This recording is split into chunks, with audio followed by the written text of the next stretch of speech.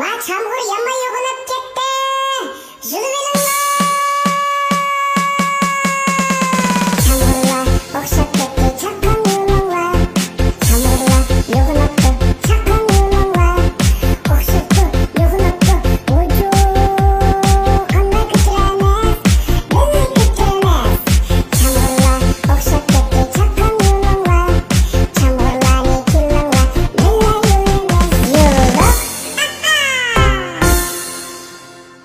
Assalamu alaikum xalq. iPhone 7 alğanğa pul yetmədimda. İkkilenirsen nemi qaylaптırlar? Aksu'da kivezicilikte berip tiyişmeydi mi?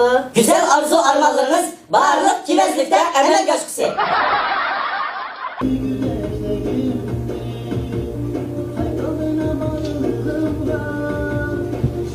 Kardeş neymiş kıp kettin deyme?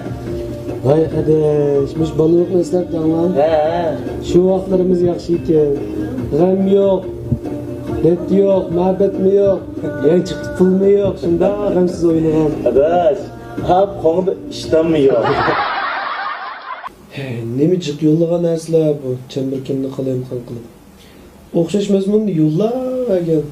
Anda demanglar ma do'stlar çemberlik chiqargan narsalarga haqiqiy cho'nqur mehr muhabbat, seg'inish, telefon qachilangan xalq puli, tor eqim megabayt, nurg'unlagan vaqt, yana ma burjup ko'zning nuri singan deyman.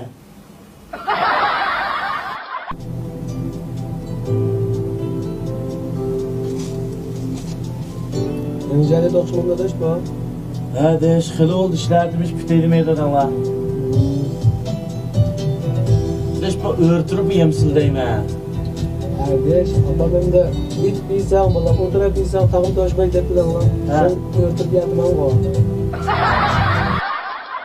Adaş, bu şu taşbaqını 100 yıl ömür gördü o deydi ki.